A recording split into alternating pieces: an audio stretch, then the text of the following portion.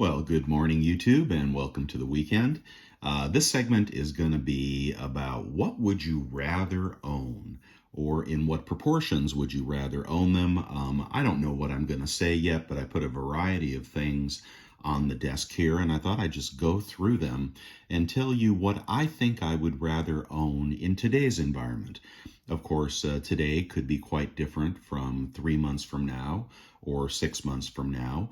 But you know what? Let's just go through some things. There's some popular new coins in here, some very desirable Mexican coinage. We've got some slabbed peace dollars from back in the day, some bullion, constitutional. Here we have the privy that people have been waiting for, U.S. Navy medal, good old hunka. All right, so what do you want to own most? And of course, if you already own all these things, you might be asking, what would I liquidate now to buy more of? Or if you're starting out, you might say to yourself, well, what should I start buying now? Where do I back up the truck? Okay, before I get into the metals showcase, a little bit about the markets. Of course, we had our biggest point drop in a couple of years. In the Dow, that market is starting to roll now. My prediction will certainly be sub 30,000 and probably closer to 20,000 than 30,000 by the time we get about done with this move. Crypto much lower as well. And as I told you, silver and gold, I think, are being affected by both the dollar and a liquidity trade. And I think there's going to be a spike down. That does not mean that I'm selling my bullion. I'm not dumping my plain silver bullion at $22, $23, $24 an ounce. I don't choose to sell my physical. I did reduce my miners a little bit, my silver and gold miners, because it's been a painful ride down for the miners. And I think the miners often they often predict the future movement of the metals themselves. Do I think silver is a great investment? Yes, especially with a GSR at 85.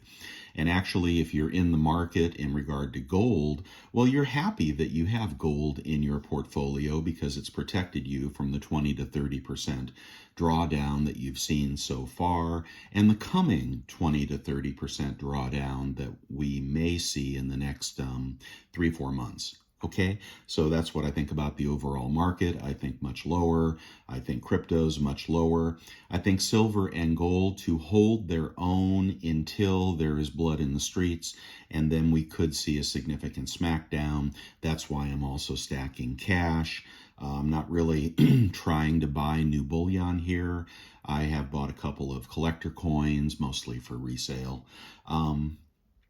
Or to add to the collection. Of course, a collection is not so much an investment. If you think a collection is an investment, then you will need to be smarter than 95% of the people out there in terms of what you buy. All right, so let's get into where we're at with the stuff on the desk. All right, so we'll start with good old hunka 100-ounce bar. This one is collectible and carries a premium. And I picked this up for under $30 an ounce. I was really happy to get it at that price. Of course, silver was higher at the time. And of course, I'm not selling anything like that has both a collector value and the bullion content. Of course, that bar is worth $2,200 today at NELCS. Maybe he'd give you 23, maybe 2,400. But in a dropping market or in a stagnant market, the premiums on collector bullion are going to come down. That's just what's going to happen. But would I sell, this big boy here or any of my 100-ounce bars? I tend to like the Engelhard 100-ounce bars when I can get them on sale. No, I'm not selling any of that, because if I do sell, I want spot price to be increasing, not decreasing. And of course, I still think we're destined for much higher levels. So someday when silver cracks 30, That bar will sell for $5,000. Okay, and I might sell it. All right, I'm not married to anything in my stack. All right, here's something here. Here's a Libertad, 2018 Libertad BU, purchased when Libertads were out of favor. And there's a moral to this story. When do you want to buy collectible bullion? Well, when the premium is low, of course, and when you've identified a collectible before everybody else has. I have no love for this Libertad. I would sell it in a heartbeat. I just haven't got around to listing it yet. And it probably would sell for 40-50% more than I paid for it, even with spot at $21-22. So Libertads are really hot right now, right? That's when I want to sell things, all right, to capture the collector value. All right, let's move on. A lot of people have been talking about these. Of course, the U.S. Mint completely flubbed this release and then lied about the shipping dates and kept people waiting for months and months. I really hate this pre-release thing that the U.S. Mint is doing because it is definitely screwing up the collector market. For the individual who just wants to own this coin, or is it a metal? No, it's a coin.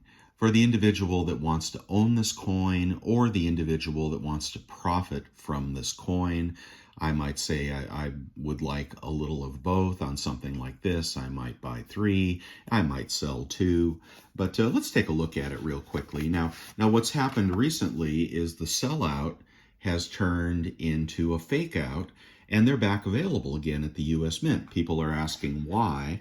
Well, that's because the release was mismanaged, and that's because the aftermarket got ahead of itself. There's probably a few more of these. The mintage might be 20,000. Let me check on that.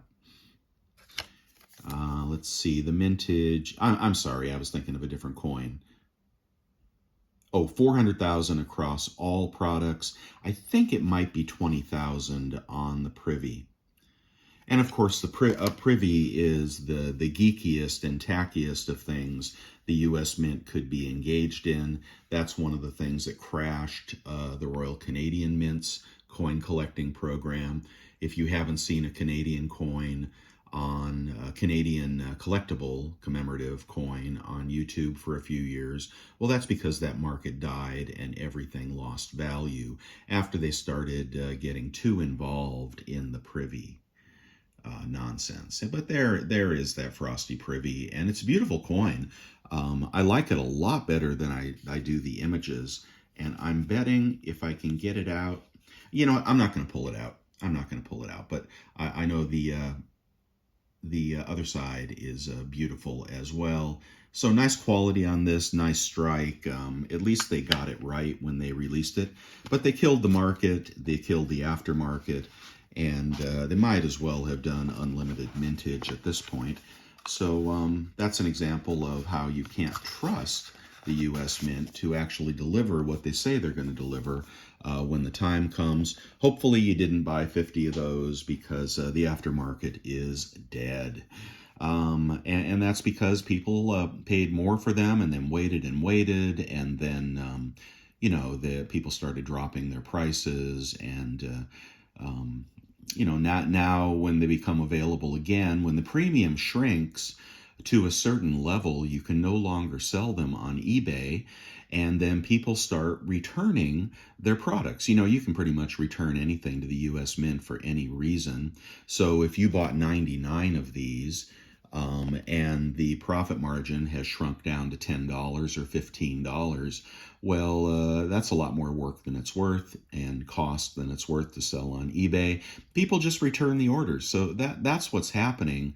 The flipper market has rolled over due to the U.S. Mint's mishandling of the release. Okay, I'll get on to the Navy metal. That's beautiful. And a good example of a nice program. Here we have a peace dollar. I bought these for investment purposes, and I do not mind hanging on to them. So would I sell these? Yeah, if I could achieve a solid profit, I would sell this MS-63 piece dollar. But I don't fear holding that because numismatics and pre-33 numismatics especially are doing really well. Okay, they're doing really well. Will they continue to do really well? Well, that's the question. I have a question mark on numismatics right now. The market is very high, but if you haven't noticed it, we're going into recession. Housing is rolling over. Interest rates are going up. Stock market and crypto is going down. Who buys collectible numismatics at $100 a slab or $1,000 a slab? Rich people. Okay, and if you don't think that the collector market for rare numismatics can drop, think again. So I've got a question mark on numismatics right now. I'm not buying any more at these prices, and I did just liquidate some nice Carson City Morgans that I had for a really nice price. So but I got a question mark on that.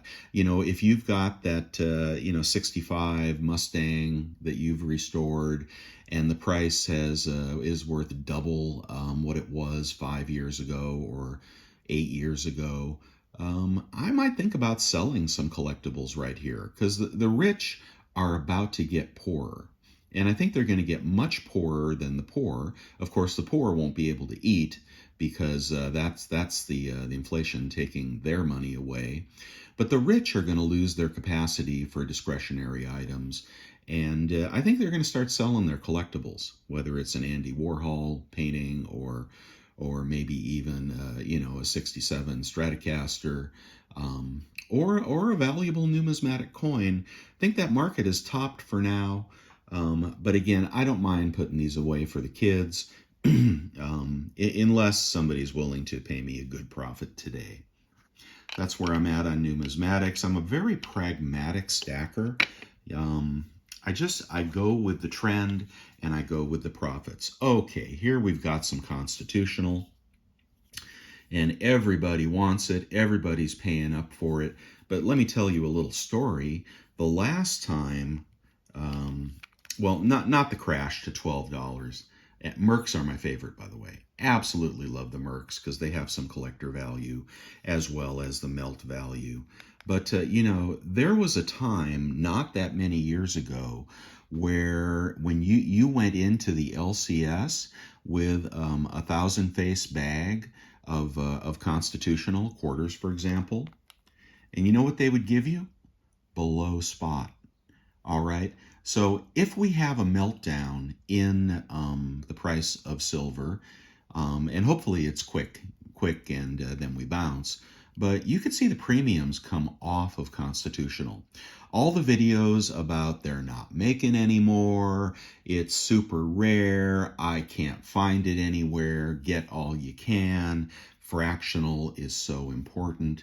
Well, that tends to be regional. For one matter, preppers love constitutional, for good reason.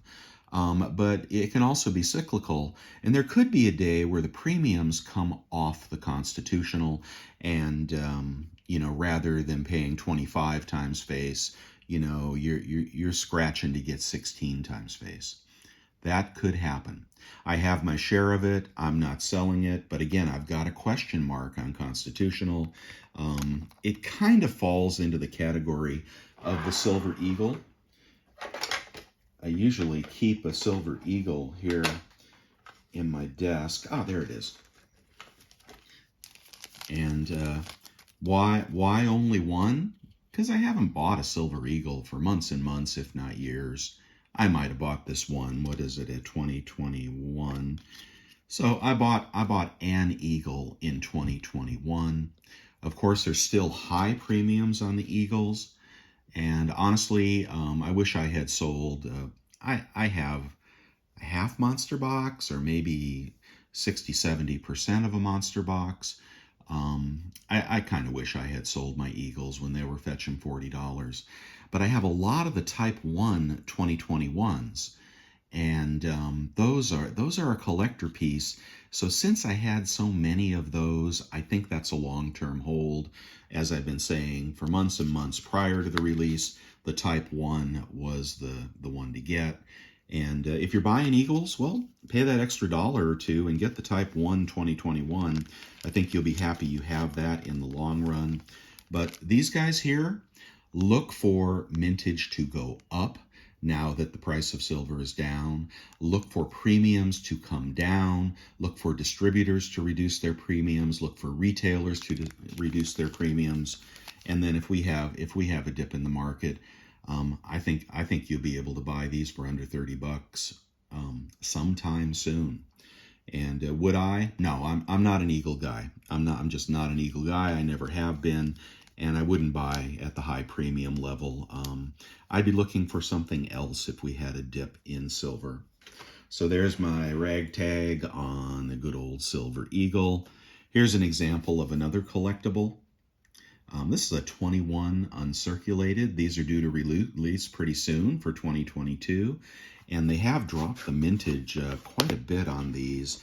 So I don't think it'll be a big gainer. Let's see if we know what the mintage is. No, I don't know what the mintage is on the type, the 2021 uncirculated burnished Eagle. I happen to have one left over because I sold a few and somebody returned one. And I never resold it. But, oh man, don't you hate the packaging? Don't you hate the packaging from the U.S. Mint? Could they do any worse? Okay, and there is the new reverse. Truly awful. An eagle in decline, just like America is in decline. But would I fill my stack with uncirculated proof eagles? No, because in the aftermarket at the coin shop, you're going to get $40 for it.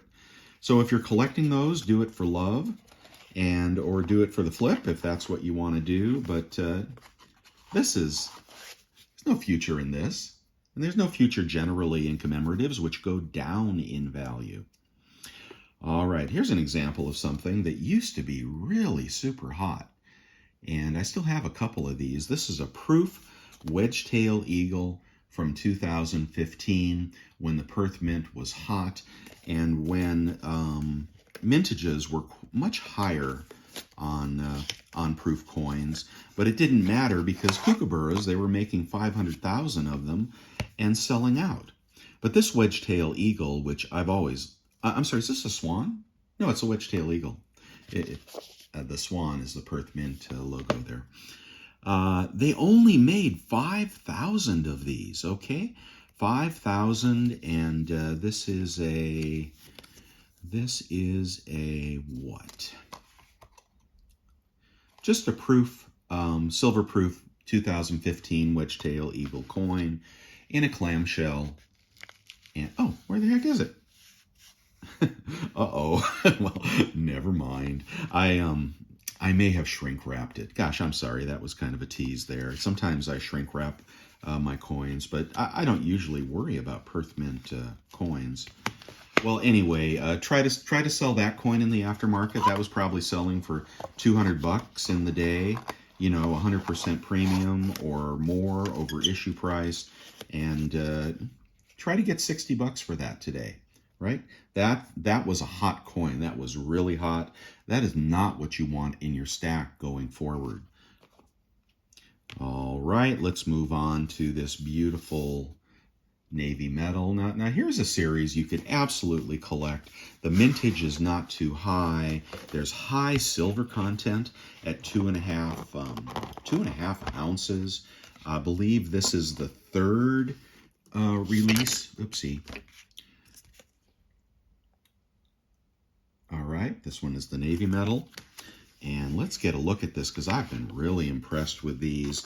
And I was happy to be able to get a couple of these in the aftermarket because I didn't really know how they would do. But look at that. Oh, I got to take that out. Before I do, let me tell you the mintage. I hate it when the Mint doesn't publish their mintage on their damn COAs. God, they are so lazy. They are so damn lazy. I don't remember the mintage, I'm sorry, and they're not going to tell you in their COA because they reserve the right to change it, I guess. Good, that came right out. And there it is. My lighting may not be perfect here. There it is. That is just a beautiful medal commemorating our armed forces. Thank you to those who serve and have served.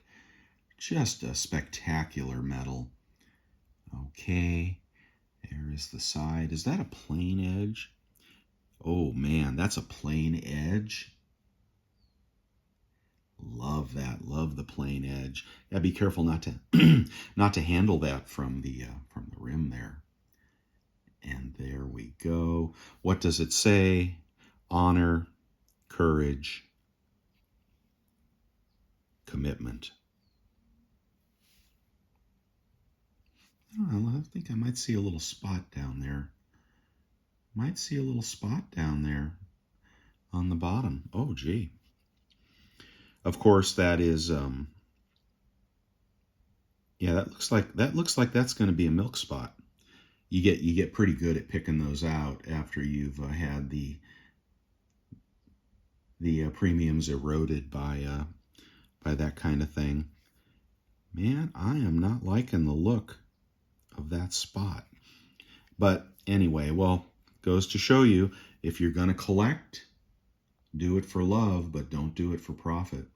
But there is a substantial premium on these coins right now, and they can be sold and cover all the fees, and then take those profits and reinvest them.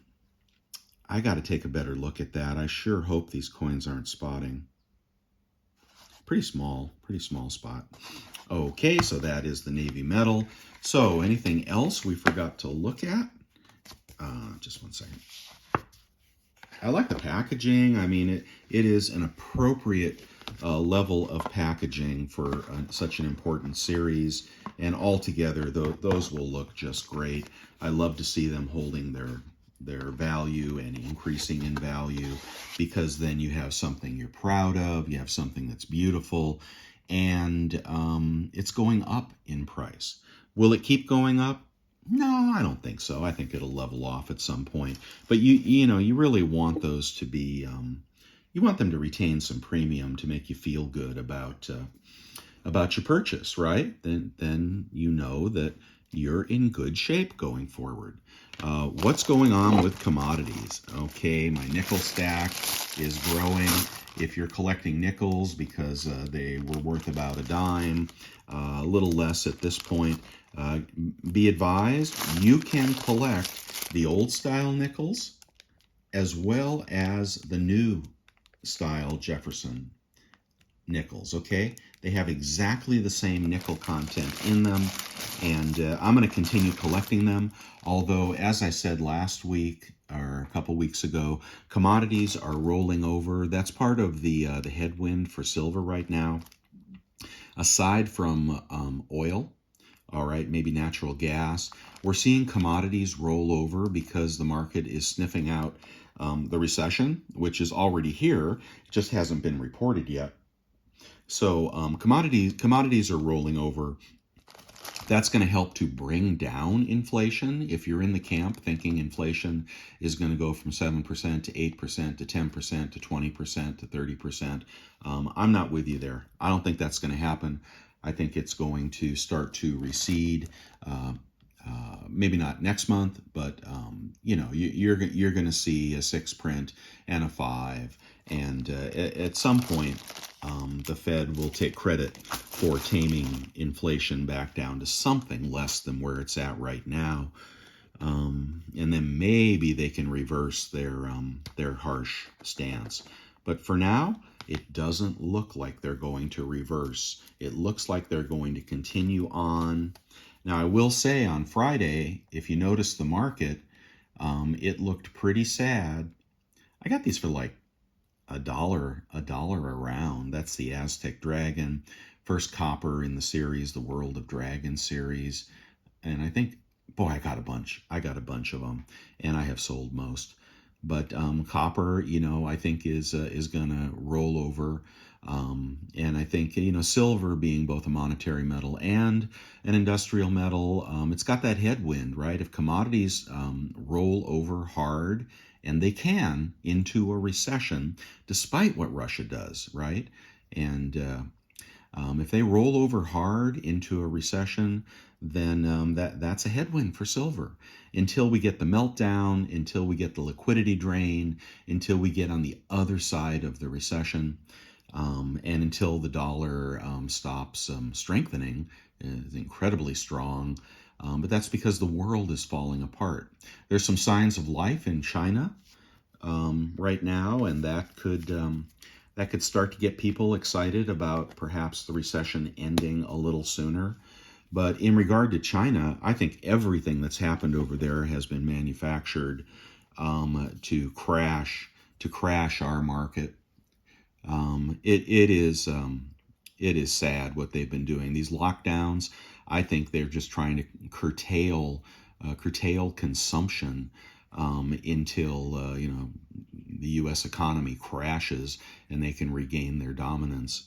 So I don't know what's up over there for sure, but I don't believe anything coming out of China right now, and I just think they've engineered this whole thing with the lockdowns, and they told their citizens 9 months ago to start hoarding food. All right, 9 months ago. What did they know? I think they knew the script. I think they knew exactly what was going to happen, and I think they knew the world was going to go into a food shortage. They got their citizens to hoard food. They hoarded all the metals and commodities they could. They shut down their economy, and now they're watching our economy burn. And at some point, they'll come out the other side and claim victory, but that's also going to kind of unleash the flow of commodities at some point, and I think they will re-enter. The supply chain will loosen back up again, bringing down the price of commodities. Just in my opinion, perhaps if industrial demand comes roaring back, maybe commodities could keep going up. But I don't think so. I think we've had a spike. I think we're rolling over, and I think that's part of the headwind for silver, which is primarily a commodity and to a lesser extent a monetary metal. At some point, though, the dollar loses its dominance. It starts to go down. Silver and gold start to go up, and there you have it. That is the formula for, and we get a little bit past these liquidity drains from the stock market and Bitcoin, and then we have our day in the sun. But still expecting a drop before a spike. If you're dollar cost averaging and you're new to this, I think you can easily do that now. I'm telling you I'm not, but I have a mature stack. But if you keep the premiums low, you don't fall for the Silver Eagle scam, you don't buy a bunch of collectibles that you think are, going to go to the moon. Stay in the game with bullion. It's just bullion. Actually, that's a collectible bar. More so than I thought when I traded my Libertads for it, for a bunch of these. But just bullion. That's all you need to be in the game. $1 over spot, $2 over spot, kilos, 100-ounce bars, they're cheap right now. Maybe the only thing that's cheap, I wouldn't pay $5 over for a buffalo. You just got to look for the deals online. Don't be loyal. Just look for the lowest price from a reputable source and grab it. All right? And get you a big old pile of this. And because, when things start shaking loose, it will be hard to get. Is it hard to get now? No, it's not hard to get now. Is there a shortage now? No, there's not a shortage now. Is there a fake shortage to drive premiums up? Yes. Is there the U.S. Mint manipulating U.S. Eagle production while they have a short on the silver market? Yes.